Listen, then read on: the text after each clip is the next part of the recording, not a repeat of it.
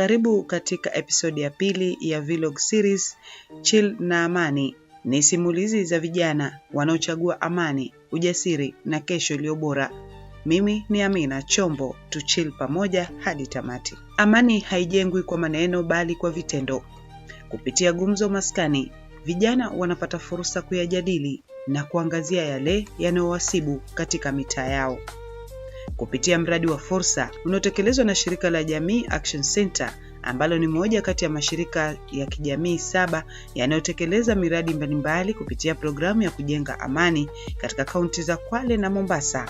Vijana wanatumia maskani kuandika simulizi mpya, simulizi ya matumaini, mazungumzo na mabadiliko. Hapa vijana wa mtaa wanafundishwa mbinu za mazungumzo ya amani, wanajengwa ujasiri, kusikizana na kutatua migogoro bila vurugu. Mradi wa Fursa Project umesaidia kama wanagolini kwa ujumla kuweza kuzitambua ndani zile shida ambazo zimekuwa zikitukumba sisi kama wanajamii, na kwa jinsi gani pia tunaweza kuzitatua sisi wenyewe kwa wenyewe bila usaidizi kutoka nje, ama endapo pengine usaidizi kutoka nje unakuja kutusaidia, je, ni jinsi gani tunaweza tukapokea huu usaidizi ili tuweze kuleta amani kwa jamii.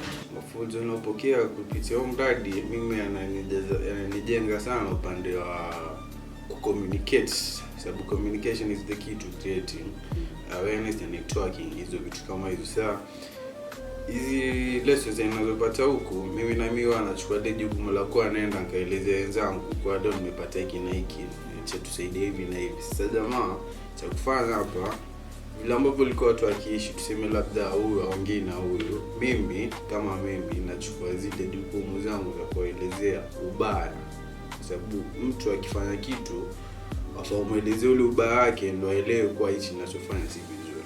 Mimi kama kijana na jukumu kubwa katika jamii la kuleta amani.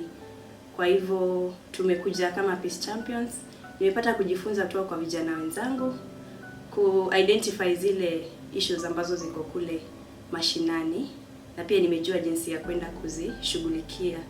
So hata napokutana na vijana wenzangu kule tukifanya mentorship sessions, nitakuwa na incorporate hiyo aspect ya peace, kwamba kila mmoja achukue hilo jukumu, tuangalie kule manyumbani shida gani zinatukumba, shida gani zinapelekea ukosefu wa amani.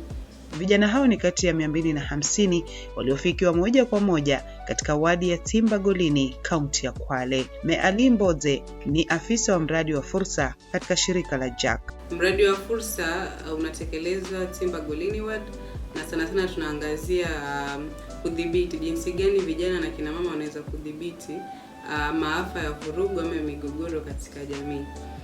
Mradi huu tunataka kuhusisha hasa wale vijana wa pale maskani ambao sana sana wanasemwa kuhusika sana katika vurugu katika jamii.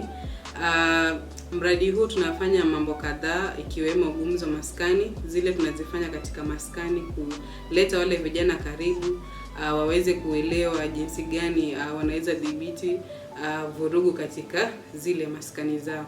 Na pia tumefanya vikao na kina mama kando, vijana kando, alafu tukawaleta pamoja kuleta zile vitu tulivyovipata kule, kuweza kutafuta suluhu katika kuleta amani katika jamii. Mabalozi hawa wa amani wanatoka katika mitaa mbalimbali ya wadi ya Timba Golini. Hamisi Mwamagogo, yeye ni dereva bodaboda na hutumia kituo chao cha bodaboda kusambaza amani na kutatua migogoro miongoni mwao. Mimi kama balozi wa amani nimekuwa nikitangaza au kusambaza hii amani mwanzo kwa vijana wenzangu ambao najumuika nao katika hali ya kutafuta ya kila siku.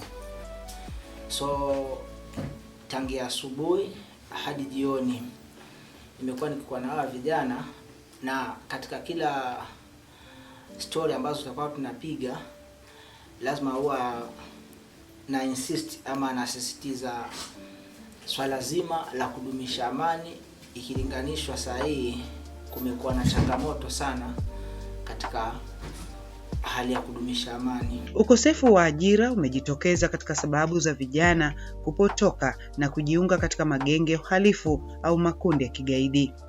mradi huu ukiangazia uchumi kama msingi wa kuleta utulivu. Hapa ni makundi 6, 4 ya vijana na 2 ya wanawake wanapokea mafunzo ya kibiashara. Mafunzo haya yakijumuisha namna ya kupangilia biashara, fursa za soko na jinsi ya kuwasilisha mawazo yao, yani pitching. Madhumuni ya mradi huu ni kuwapa vijana mtaji wa kuboresha biashara zao.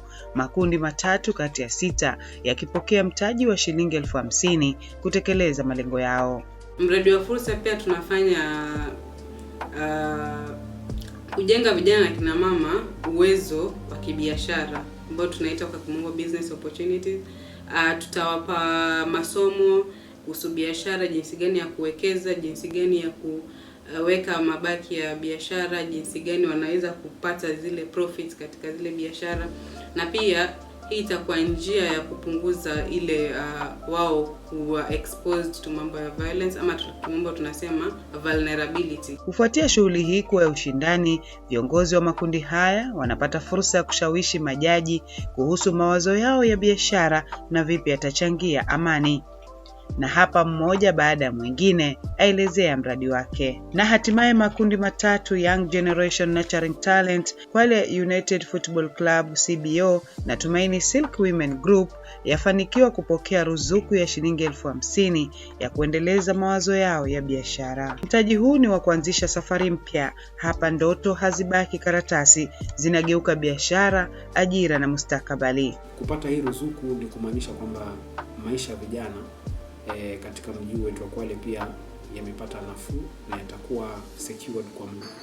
Lengo letu sisi ni kuhakikisha kwamba vijana wanaacha mambo ambayo yanahatarisha amani ya jamii, na njia moja ya kuweka mahali pale pamoja ni kuhakikisha kwamba wanacheza mpira wakiwa katika mazingira salama na mahitaji yao madogo madogo yanakidhiwa. Hiyo ruzuku ambayo nimepata, kwanza nimeshatoa shukrani. Nitashukuru na nitaweka kwenye akiba zangu, tuendelee tuchukue mikopo tunayoweza, turejeshe na faida, tujiendeleze kimaisha. Itabadilisha kwa sababu mimi mwenyewe kama najua sina shida ya chakula, watoto wangu wanasoma, sina shida pale nyumbani, nitakuwa pia niko na furaha na ninajua natafuta pesa, niweke saving, nichukue mkopo na nilipe na faida, nienuke. Kupitia programu ya fursa ambao tumepata ruzuku ya kufanya business yetu ya mambo ya ufugaji wa mbuzi.